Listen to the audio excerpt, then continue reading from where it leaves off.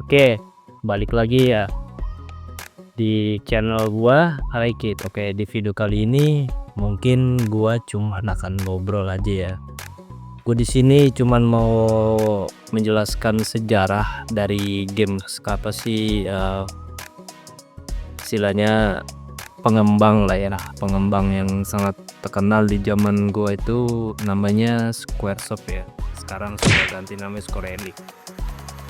Jadi menurut gua Squaresoft itu dulu gamenya banyak banget yang keren-keren. Gue dari situ juga suka game namanya tuh Final Fantasy ya, seperti Chrono Cross, Kingdom Hearts, Parasite Eve sampai Super Mario. Itu juga bukan apa buatan Squaresoft ya. Jadi Squaresoft sendiri perangkat lunak dari Dedusa sebelum menjadi perusahaan independen pada tahun 1986. Kesusahan besar datang dari game Final Fantasy tahun 1987 yang memicu seri utama mereka. Jadi pada tahun 2003, Squaresoft dan Enix Corporation melakukan merger untuk membentuk Square Enix mengatasi masalah finansial dan memperkuat posisi mereka di industri game. Jadi nama mereka memang sudah ganti dari Square Enix yang awalnya Squaresoft ya. Seperti itu ya. Jadi yang mau gue bilang, dan di Squaresoft sendiri dia sudah membuat Final Fantasy series, Chrono Trigger, Secret Mana, Xenogears. Ini Xenogears itu yang sekarang di Nintendo Wii U atau Wii apa sih Switch itu sudah ada namanya Xenoblade ya, sama Parasite Eve. Di Parasite game horror, wah keren banget sih ini game. Jadi Squaresoft itu jadi kalau lihat masa kejayaan ya, jadi masa kejayaan tuh di tahun 2000 ke bawah ya, itu game-gamenya emang keren-keren banget sih waktu ya. Jadi kenapa Squaresoft untuk ya, suatu kegagalan film Final Fantasy The Spirit Awakening tahun 2021. Biaya produksi sekitar $137 USD, pendapatan di box office hanya $85 juta USD. Jadi Squaresoft sendiri mendirikan studio film bernama Square Theater dipimpin oleh Inobu Sakaguchi atau pencipta film fantasi. Jadi film ini adalah eksperimen ambisius CGI realistis gaya barat tapi tidak laku di pasaran. Jadi akibatnya Square mengalami kerugian besar dan keuangan sangat terguncang saat itu ya. Jadi dua ketegangan internal di perusahaan. Sakaguchi kehilangan banyak pengaruh setelah kegagalan film. Banyak staf seperti Masako Kato, Tetsuya Takahashi dan lainnya keluar dan pindah ke studio lain. Kualitas tetap tinggi tapi struktur bisnis memburuk.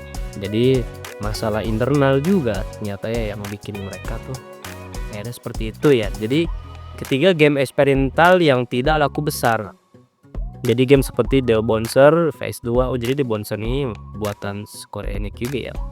Hype besar tapi hasil biasa. Final Fantasy The Spirit Awakening film gagal total. Ini jadi kalau kalian pernah nonton ya, gue juga pernah nonton nih Final Fantasy The Spirit Awakening ya. Apa sih film lumayan sebenarnya, tapi ya gua nggak tahu lah ya. Oke, jadi Final Fantasy 11 sukses dalam jangka panjang, tapi awalnya dianggap langka beresiko. Jadi Final Fantasy 11 ya, dan seperti juga bagus sih. 11 tuh lumayan. Oke, jadi keempat, merger dengan Enix 2003. Akhirnya Square bergabung dengan Enix untuk menyelamatkan bisnis. Jadi mereka bergabung nih, yang tadi namanya Squaresoft dengan Enix akhirnya menjadi Square Enix ya. Enix dalam publisher dari Dragon Ball Quest seri RPG populer di Jepang. Jadi Enix ini membuat yang Dragon Quest setelah merger menjadi Square Enix. Jadi apakah Squaresoft benar-benar runtuh? Bukan bangkrut, tapi dipaksa berubah. Jadi karena keputusan bisnis yang gagal. Identitas kreatif Squaresoft perlahan hilang setelah merger. Banyak fans melihat era 1990 sampai 2001 sebagai masa keemasan Squaresoft yang seperti gue bilang. Jadi Squaresoft itu memang di sekitar di tahun 2000 ke bawah itu emang game-gamenya keren sih. Karena gue mengenal game-game Squaresoft ini kan dari Final Fantasy ya.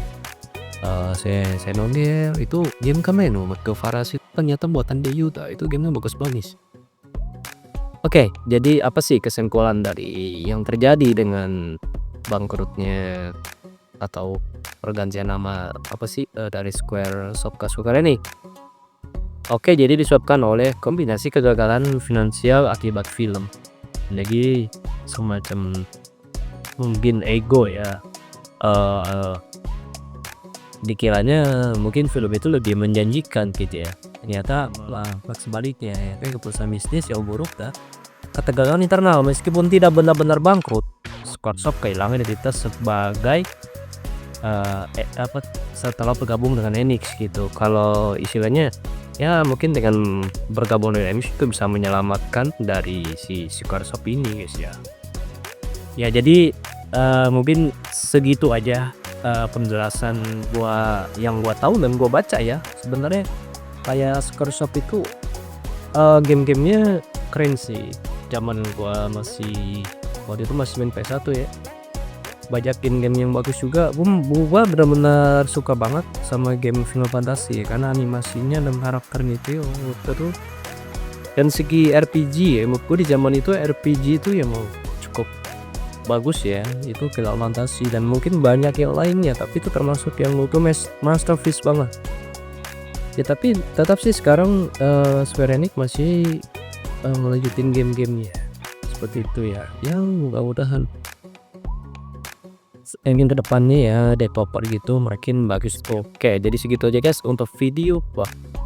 Dan kalau kalian baru masuk channel gua, oke jangan lupa subscribe kalau suka dengan channel gua. Oke, sampai ketemu lagi di video selanjutnya.